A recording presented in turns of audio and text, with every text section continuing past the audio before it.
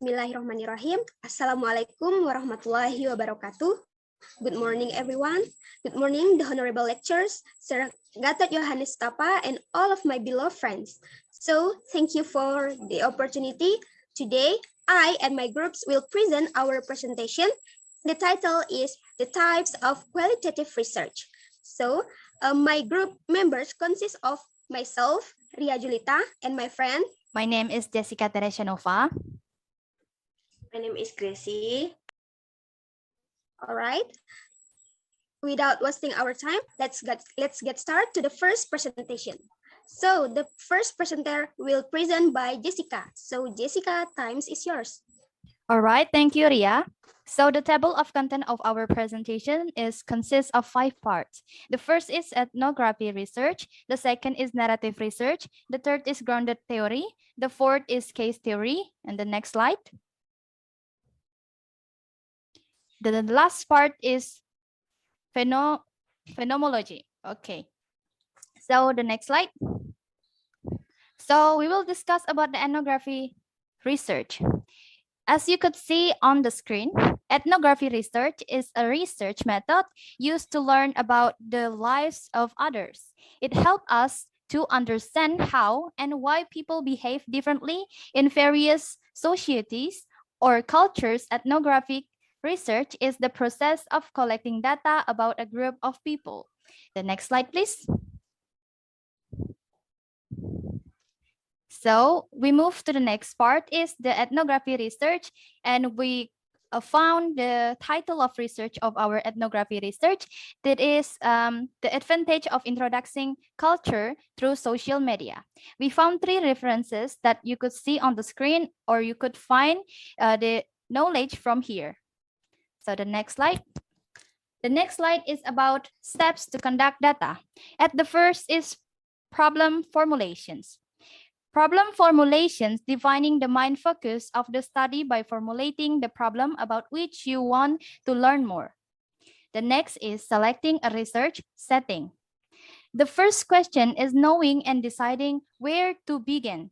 The setting should permit clear observations. It is also helpful to select a setting that you could readily fit in, but this does not mean that you are immediately familiar with it. The next is gaining access. How do you get into a group that you wish to study? You may need to seek formal permission, which can be facilitated if you have a friend who can vouch for you. You can also get your foot in the door if you first participate in the group as a volunteer and not as a researcher. The fourth is presenting oneself. You need to decide how you will present yourself to those in the field. Will you be conducting covert research? What roles will you need to adopt and relate to others? How active will you be participating in other people's lives? And if you present yourself as a researcher, will others be able to accept you in their daily lives? And the last is gathering and recording informations. Gathering and recording information, sometimes it can be difficult to record and gather data at the same time. What are the types of information that should be recorded or taken as field notes? If you cannot fully record your observations while you are in the field, what should you do? Always carry a notepad for brief jottings. Sometimes there is no alternative but to wait and record observations after you leave the setting. You should record the observation as soon as possible to minimize the recall problems. You may also rely on equipment such as audio recorders, video cameras, or etc. The next slide. The next slide is about techniques of collecting the data and how. The first, observation. Participant observation is unique in that it combines the researchers' participations in the lives of the people under study while also maintaining a professional distance. According to Agrosino, 2007, observation is the fact of perceiving the activities in an interrelationship of people in the field setting. The next is interviewing. Interviewing is the process of directing a conversation to collect information. The last is archival research. This is the analysis of existing materials stored for research, surveys, or other purpose officially and unofficially. The next slide, please. Technique of data analysis. First, we have coding for descriptive labels. Since the materials collected are in the form of written words, those words must first be grouped into meaningful categories or descriptive labels, then organized to compare, contrast, and identify patterns. First level coding is done to reduce the data to a manageable size. Before one begins the coding process, it may be helpful to formulate basic domains that categorize a broad range of phenomena. For example, setting, types of activities, events, relationships, and social structure, general perspective, strategies, process, meanings, and repeated phrases. The next or the second is sorting for patterns. The next step is to sort of or group the descriptive labels into smaller sets.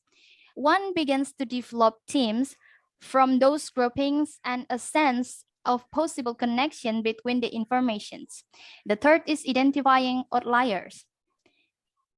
Cases, situations, events, or settings that do not fit with the rest of the findings may be identified. These cases should be kept in mind as the different steps in the research process are developed. For example, should we collect more information about those cases? And the fourth, or the next slide. The next slide is the continue or the technique of data analysis. The fourth is generalizing constructs and theories. The patterns or connected findings are related all to the theories in order to make sense of the rich and complex data collected. Existing literature is also reviewed. The fifth is memoing with reflective remarks. Memos are insights or ideas that one has about data. They are written so that the researchers can know if anything needs further clarification or testing. It also helps the researcher to keep track of their assumption, biases, and opinions throughout the whole research process. The next slide.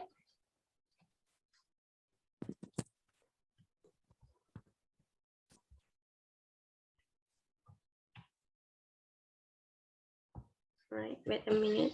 Okay. Okay. The technique of drawing the conclusions. This is the last part of our ethnography research. So a good conclusions for an ethnographic paper will do these things. The first is conclude the argument presented in your thesis statement. The next is give some context for how your study fits into the larger body of the research on the topic. The third, be written clearly and directly with no jargon. It means the language should be accessible to a non-specialist audience. All right, the next slide. The next slide is about the narrative research. Narrative research is part of human science that describes the process of collecting and analyzing stories people are telling about their experience. Moreover, this qualitative analysis helps to interpret the collected narrative data. Next slide. We found the title of our narrative research is about learning English through visual media. And we found some references that could improve our knowledge about the topics. And then next slide, please. The first is steps to conduct data. At the first, identify a problem or phenomenon to explore. Identifying an issue or concern provides the purpose for a study and enables the researcher to understand personal or social experience for an individuals. The next slide is select one or more participants to study. Many narrative studies examine only one individual, but several individuals may be studied as well. So select an individual or more who can provide an understanding of the issue. Carefully select these participations. because based on their experience, it must be hard to find. So the next is collect the story from the participant. Besides the participant verbally sharing their story through conversations or interview, field texts also provide information about the participant. Examples include journal or diary entries, letters sent by the individual, photograph, memory boxes, and stories acquired through friends or family members. The next step is restory or retell the individual story. This step involves examining the raw data, identifying key elements, organizing and sequencing these elements, and then retelling a story that describes the individual's experience. Restoring helps the reader to understand the story by sequencing it in a logical order. Stories commonly include the following elements, such as setting, character, problems, actions, and resolutions. The fifth step is collaborate the participant or storyteller. Throughout the narrative story collection process, the researcher works with the storyteller to ensure the participants' experience are accurately portrayed. The next step is write a story about participants' experience. Usually, the biggest step in narrative research, the participants' life experience are written into a story, but the researchers by the researchers, sorry. So highlighting the specific themes that emerge throughout the story and involving sections about the importance of narrative research can be helpful to the readers. Next step is validate the report's accuracy. An accurate report is essential to perceiving the story. Conferring with individuals and searching for disconfirming evidence will protect the story's credibility. The next slide, please. The next slide is about techniques of collecting the data and how. The first is interview. Interview is central to narrative research. In my case, it creates opportunities to pause and reflect with participants about what they remembered, valued, liked, and disliked, about what their involvement in habitat restorations. Among other things, interviewing allowed participants to make explicit certain feelings, beliefs, and opinion which might otherwise have been left unsaid and or passed unnoticed. The next is informal observations. The great value of this method was the sense of continuity and embodied intimacy for which it allowed. And when choosing the research, we were looking not for an average of typical or representative, but rather program congruent with the desire to investigate the potential of school-based habitat restorations. Where and how might a particular program disturb dominant human-centered social narratives and foster a life sense of being in more than human world? The next is surveys. Surveys to get sense of how the stories which emerge were set within a wider web of school-based habitat restoration investigate. As example, we can try to conduct a survey for all schools within the same southern and where restoration project were going. And the survey represented a means of looking beyond a particular case to consider other programs and to identify idiosyncrasies and shared storylines. The fourth is conversation. Conversations analysis is a specific form of investigations or inquiry. A conversation refers two or more individuals talking with one another just for the sake of talking. So it is a form of sociability and reflects an individual's ability and willingness to interact with others.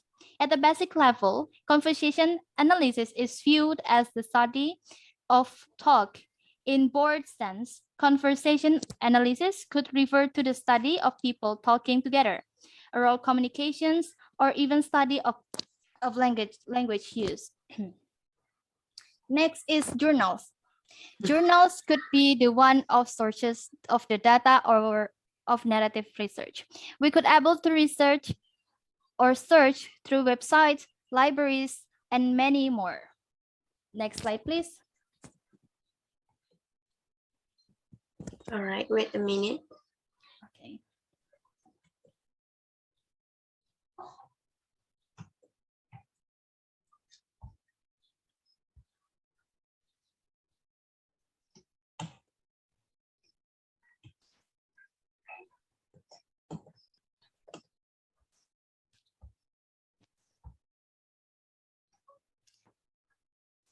Okay, the technique of data analysis of narrative research.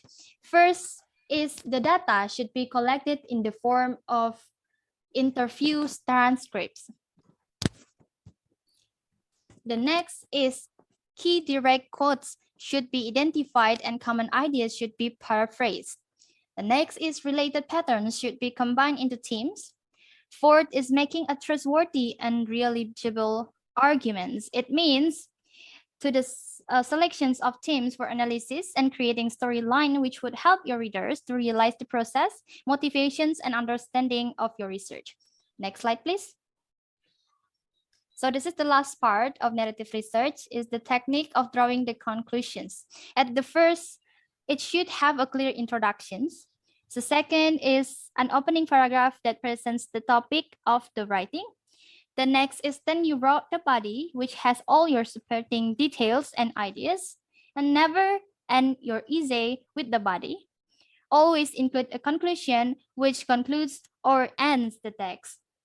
Okay, I think that's all from my material.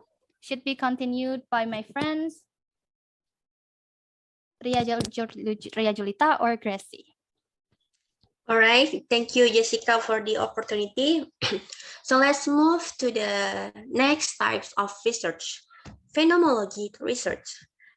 So what is phenomenology research?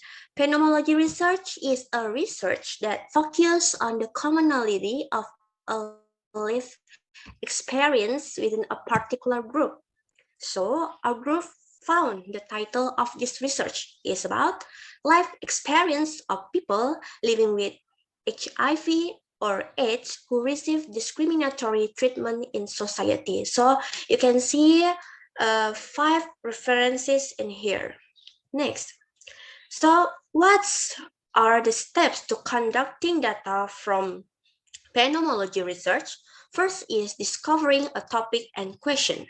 Discovering a topic and questions root in autobiographical meanings and values, as well as involving social meanings and significance. And next, you can conducting a comprehensive review. Conducting a comprehensive review of the professional and research literature. So in my case, it's about discrimination for people with human immunodeficiency or AIDS. So I should review a research about discriminatory behavior of society towards human immunovirus or AIDS sufferers. And next is constructing a set of criteria.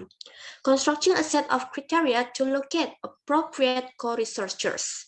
And the next is providing co-researchers.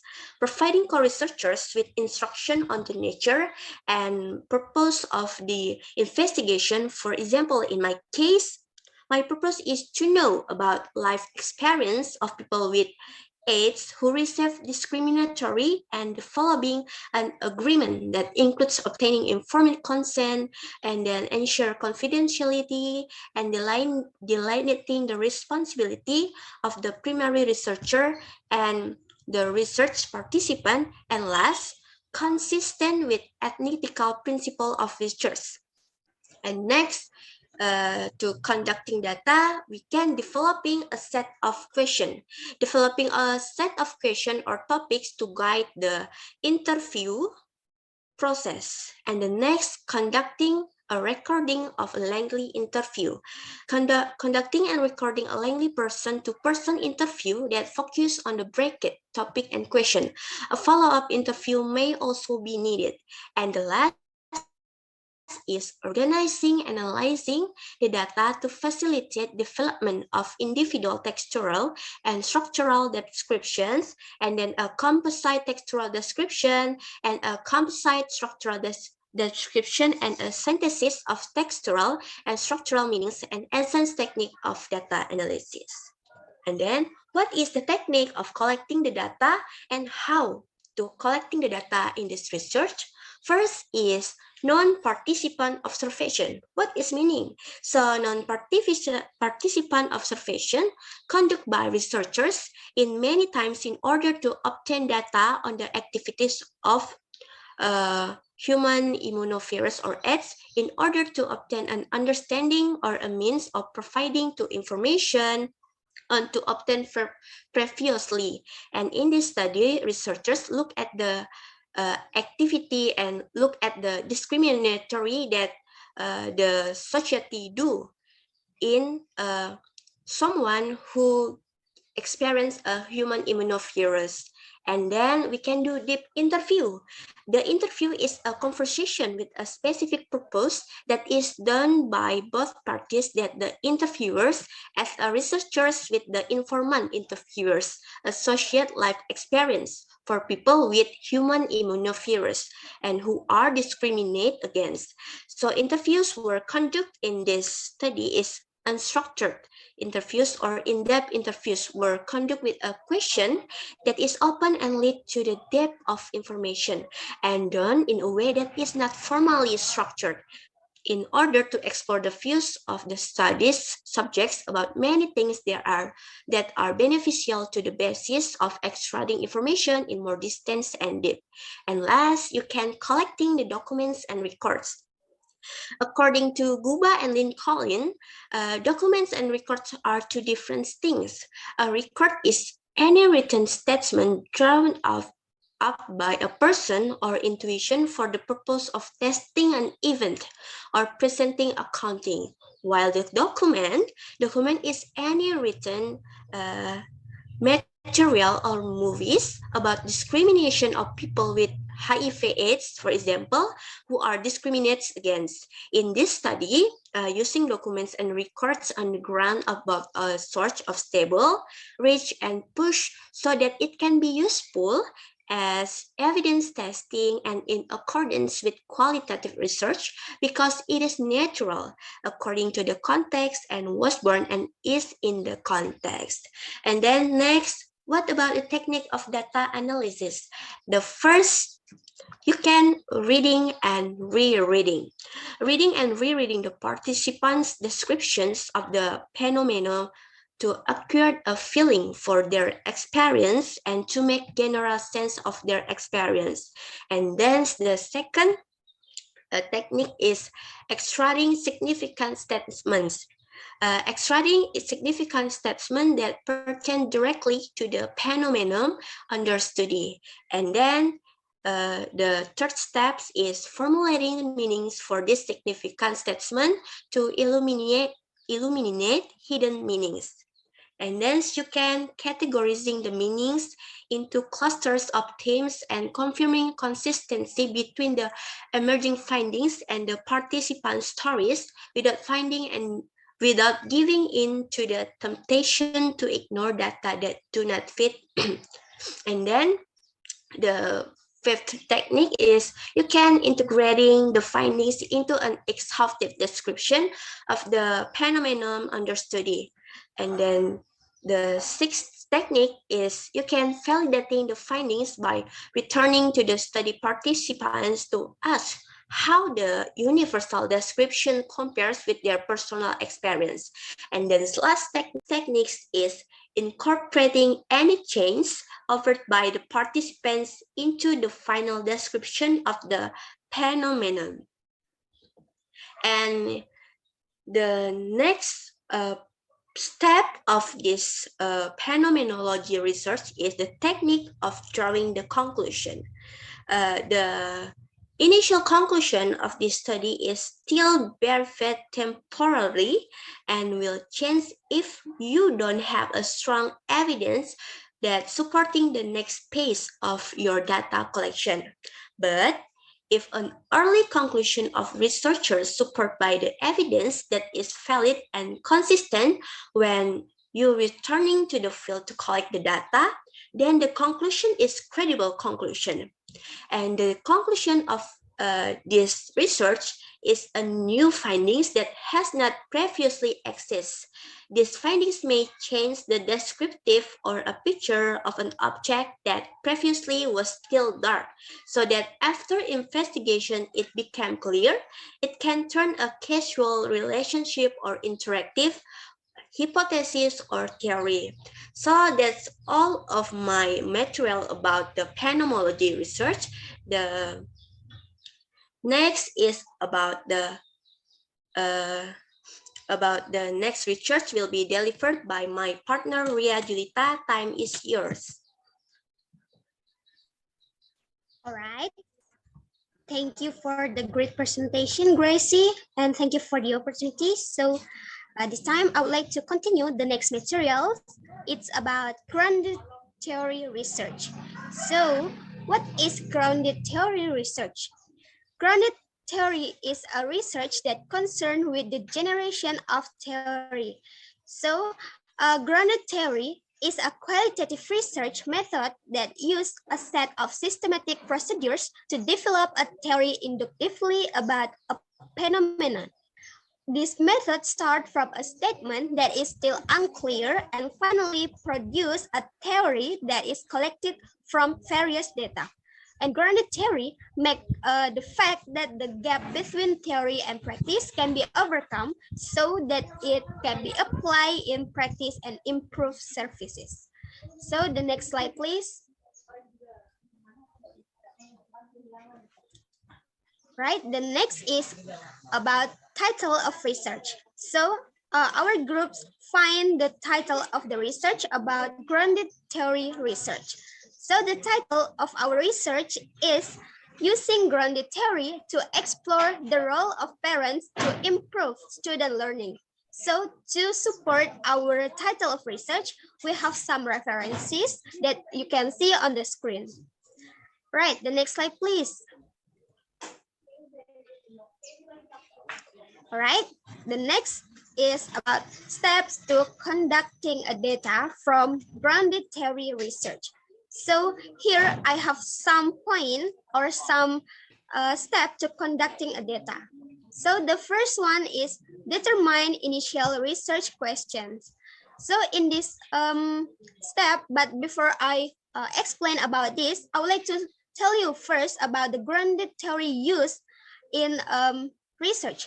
So grounded theory use participant perspective and cyclic process of data collection and analysis to generate focused research question, subsequent data collection method, codes, substantive areas of literature for review, and theories.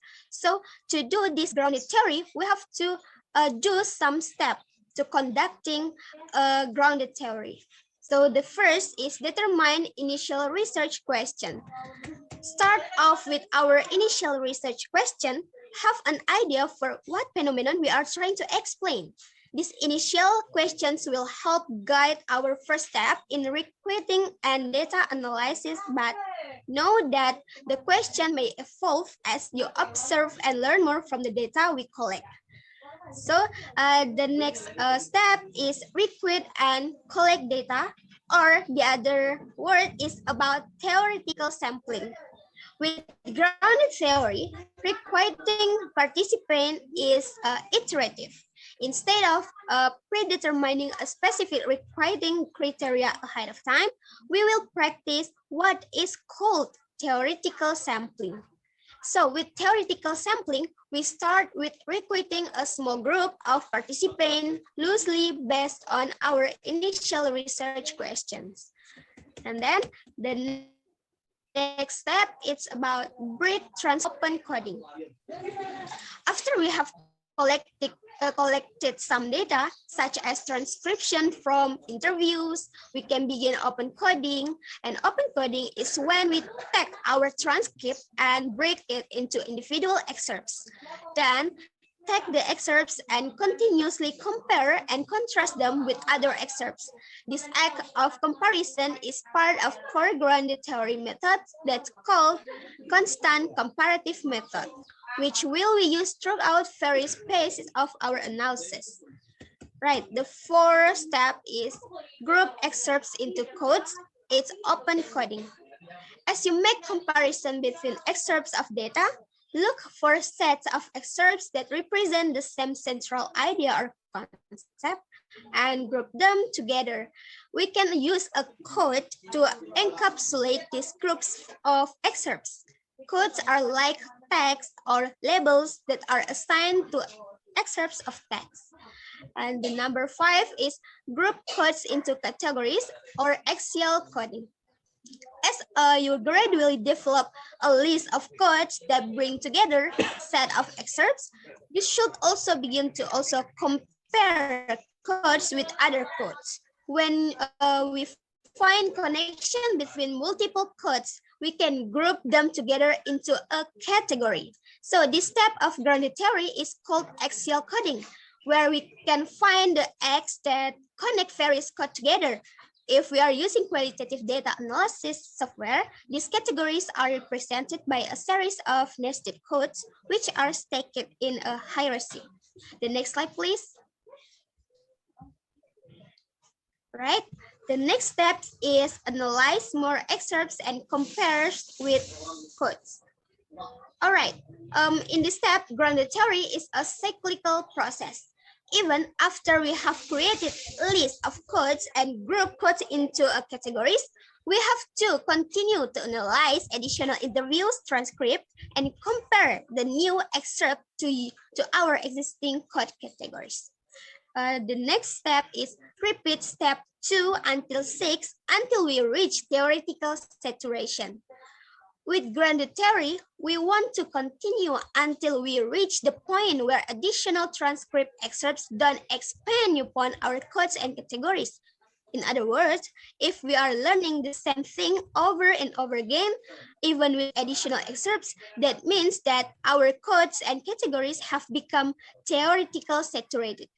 The excerpts we have collected so far address all relevant aspects of our codes and categories, and there is no need to pursue further data collection or analysis for our particular codes and categories.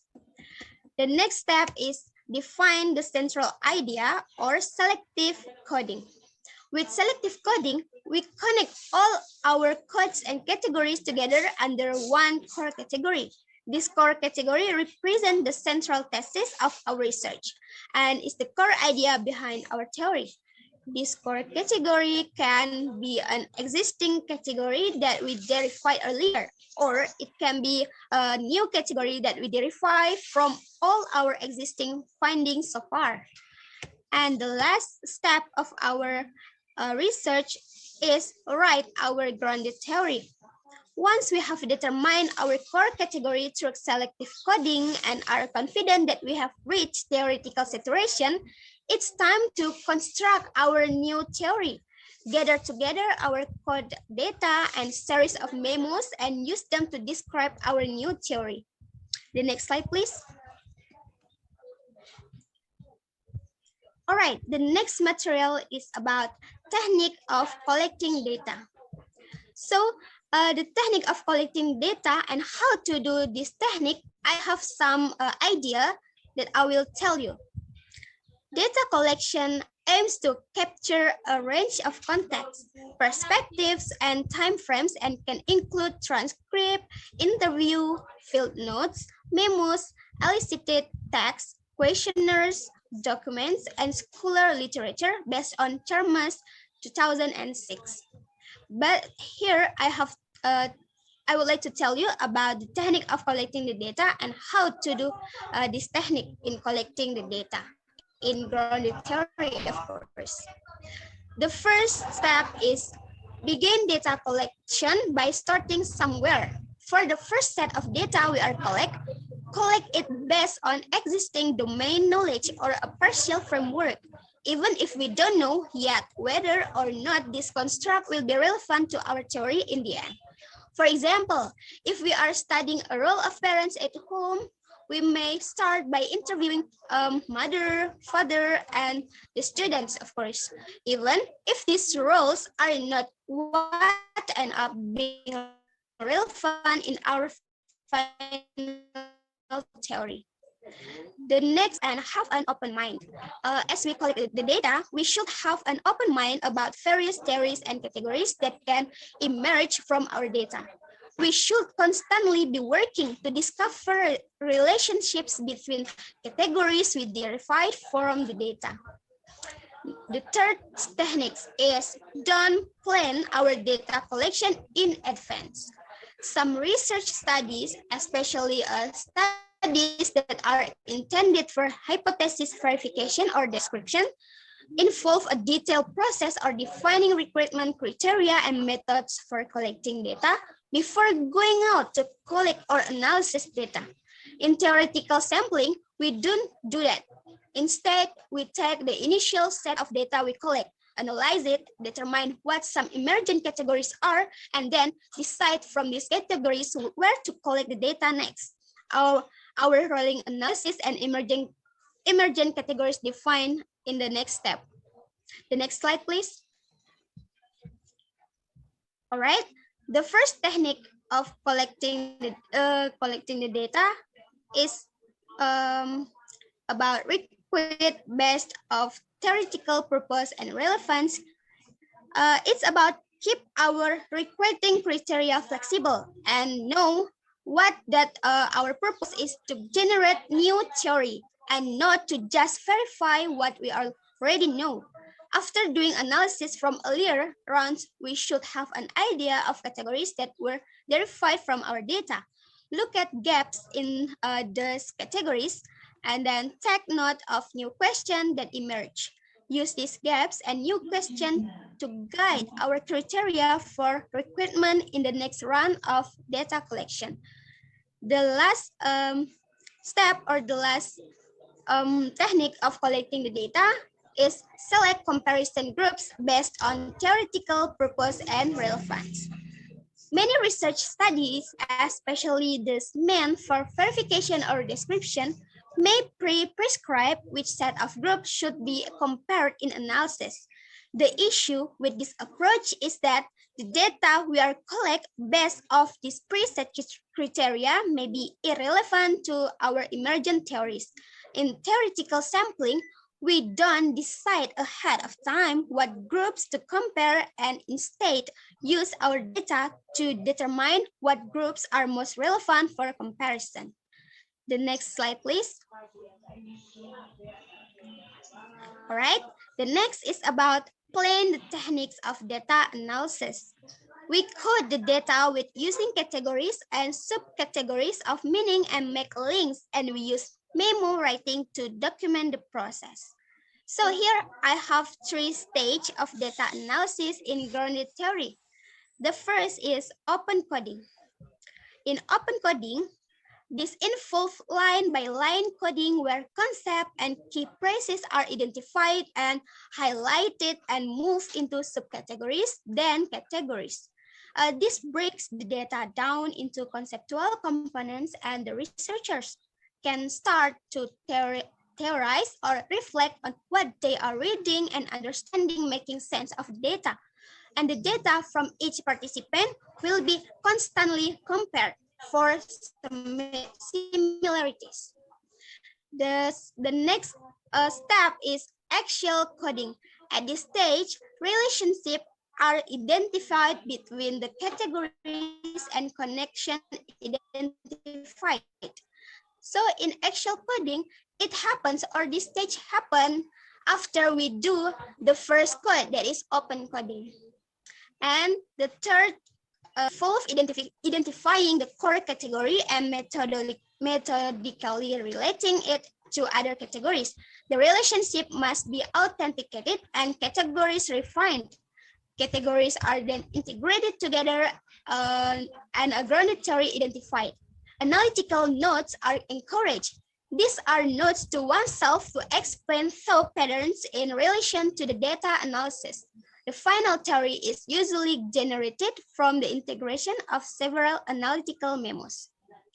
The next slide, please.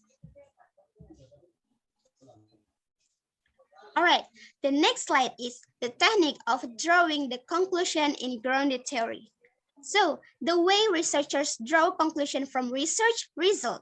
The first is drawing conclusion from the research objective, preliminary assumption of the research, and research result. From the three elements above, conclusion can be drawn from the result of the study because the three elements above are the core interest of the research. The number two is the conclusion doesn't contain a statistical conclusion. It means that the conclusion of the research result must be data and words of information that describe a research. Information contains a fact that decide the final results of the research.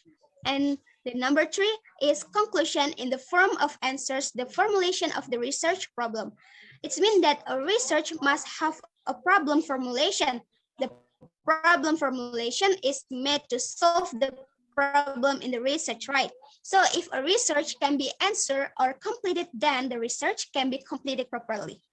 So I think that's all from my explanation. Thank you for your attention. So the next explanation will be continued by my friends, Gracie. Gracie, time.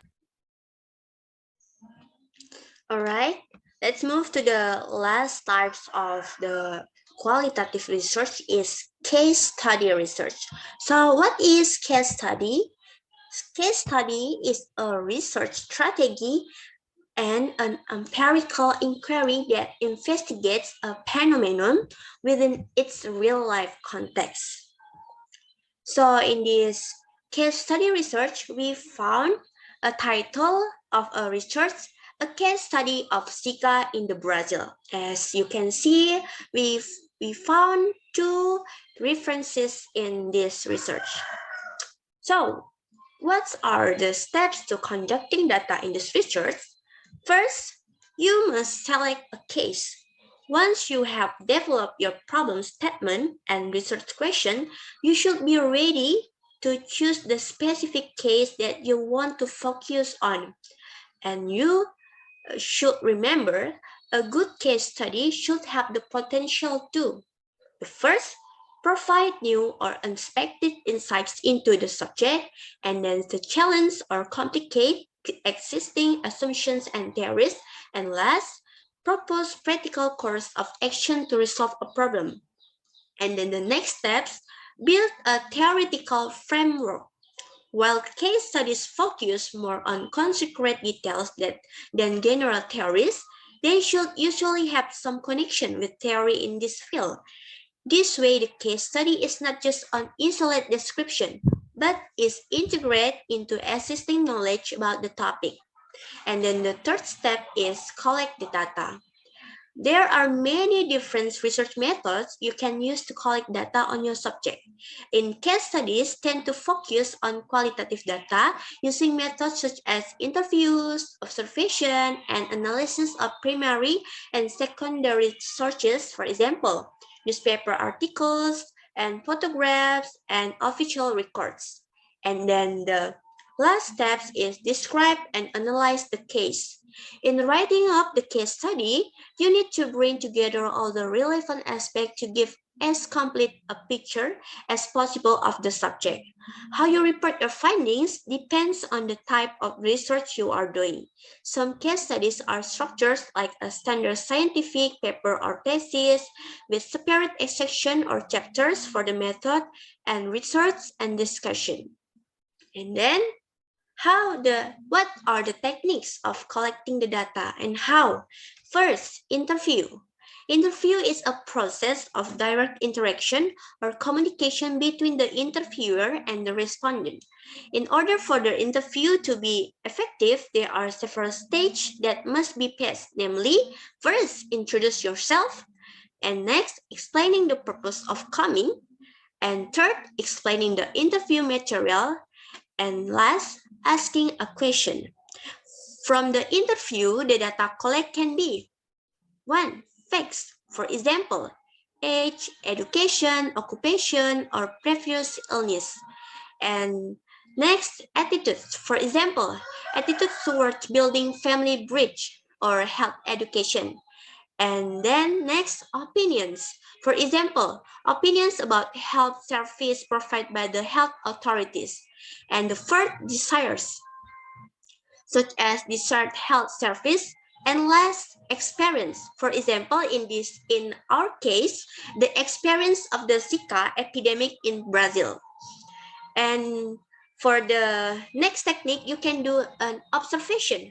Observation is one of the data collection technique that used to help of the eye sense. Observation is also one of the most common data collection technique in qualitative research method. And observation is essentially an activity using the five senses, including sight, smell, hearing, to obtain the information need to answer research problem. And the next is study of documentation. Documentation is one method of collecting a case study by viewing or analyzing document made by subject or himself or by others about the subject. And then the last technique is focus group discussion or FGD.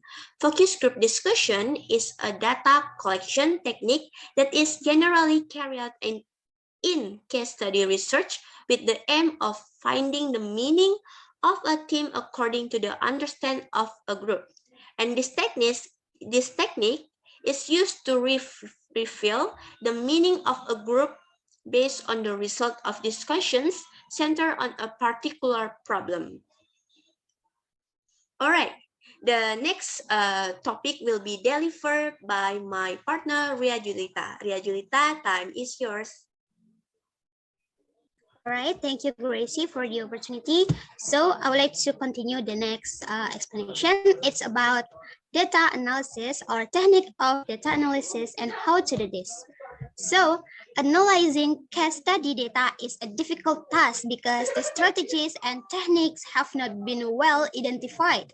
But any research should begin with a general analytical strategy that contains priorities for what to analyze and why. So the first step or technique to do the data analysis is category collection. The researchers looks for a collection of data examples and hopes to find meaning that is relevant to the issues that will arise. And the number two is leaf interpretation. So in this step or technique, the direct interpretation, the case study researchers looks at one example and draw meaning from it without looking for many examples. Number three, researchers from patterns and look for correspondence between two or more categories. So researchers from patterns and look for equivalence between two or more categories. And number four is researchers develop or compile generalization or can conduct the conclusions. The next slide, please. All right. The next step or the next explanation, it's about the technique of drawing the conclusion. To drawing the conclusion in case study, I have 3 points that can be used when drawing the conclusion. The first one is reiterating research topics and problems. So the explanation of the topic is as short as possible, as well as the reason why the topic is important to discuss. Number two, summarizing the key points in research. In writing this important point, we are not allowed to copy everything in the research result. Try to re-explain it with a short explanation that gets straight to the point. Each point is enough to be explained in 1 or 2 sentences, and try not to give new finding beyond what is written in the research content sections. And the last is describe the implications and suggestions for further research. Sentences that are made as much as possible should move the reader to carry out further research related to the research result that we have found. The next slide, please. All right, I think that's all from our presentation today. Thank you for your attention, for listening to our presentation. I think that's all. Thank you for your attention once again. Wassalamualaikum warahmatullahi wabarakatuh. Good morning.